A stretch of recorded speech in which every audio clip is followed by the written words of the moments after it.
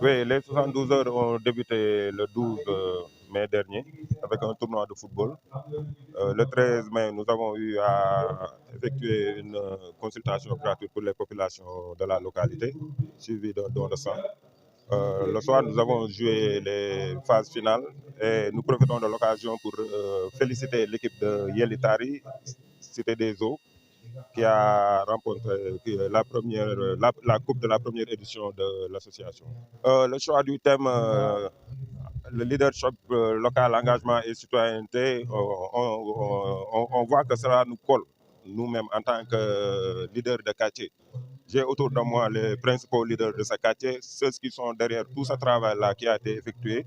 N'est-ce pas? Je vais profiter même de l'occasion pour les remercier, notamment notre secrétaire général, M. Cheikhlo, notre conférencier, on ne le présente plus, M. Ibrahim Meng, le vice-président qui est là derrière moi, M. Benoît, n'est-ce pas? La présidente des femmes, Ndeye Anta Ndiaye. Durant cette année, nous avons eu à abattre un travail assez considérable. Et par rapport à la sécurité, vous voyez derrière moi qu'il y a la présence de la police, n'est-ce pas, de l'arrondissement de Dieuppeul. Et je profite de cette occasion pour remercier le commissaire Sow et remercier aussi le commandant Diop, n'est-ce pas? L'insécurité, vous savez que c'est un problème, je ne dirais pas de cette localité même, ni de la région de Dakar, mais au-delà même du Sénégal, de l'Afrique. Mais notre quartier rencontre ces derniers moments de véritables soucis en matière d'insécurité, notamment avec le débordement du marché, n'est-ce pas, et l'encombrement même humain, on va dire, lié à l'agrandissement perpétuel de ce marché et des personnes dont la plupart ne sont pas de ce quartier, de cette commune, qui même passent la nuit. Et vous voyez aussi la naissance de nombreux bidonvilles, ce qui n'existait pas parce que dans le temps, Castor était considéré comme un quartier vraiment agréable, un quartier résidentiel, n'est-ce pas, où il fait bon vivre. Le principal objectif que nous avons, c'est de vraiment rendre le marché sa lustre d'antan, permettre à tous les usagers, aux véhicules qui y passaient, de pouvoir passer. Si je vous dis que les voitures, n'est-ce pas, ne passaient pas sur cette avenue Bourguiba pour rallier Grand Yoff, ils passaient dans le marché, vous allez dire non, ça c'est pas possible. Parce que peut-être que ça date des années 70 et 80. Maintenant, avec le boom démographique et avec l'agrandissement croissant de ce marché, l'anarchie qui y règne, ce n'est plus possible. Nous voulons y arriver. Nous voulons y arriver. Et aussi, je suis bien entouré.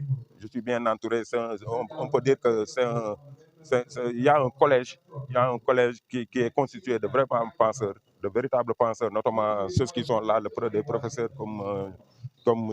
Lo, n'est-ce pas, des cadres reconnus par l'État du Sénégal comme M.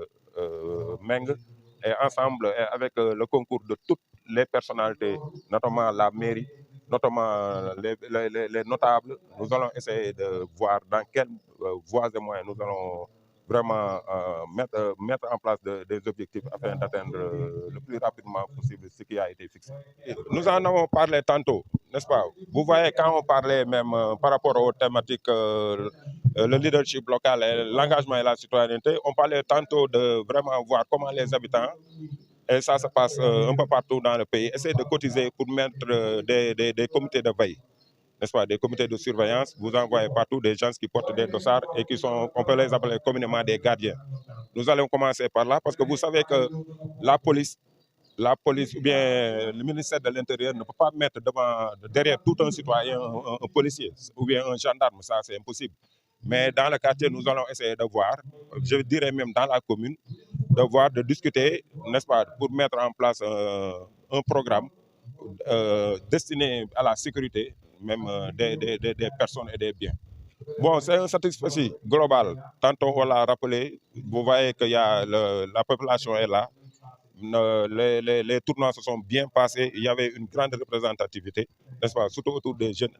Les femmes, vous les voyez, elles nous ont dominé même par rapport à la présence. Donc, je tire mon chapeau à toute la commune de Castor-Dieuppeul-Derklé. Et je dis aussi chapeau à tous mes collaborateurs et remercie aussi la presse pour cette présence massive.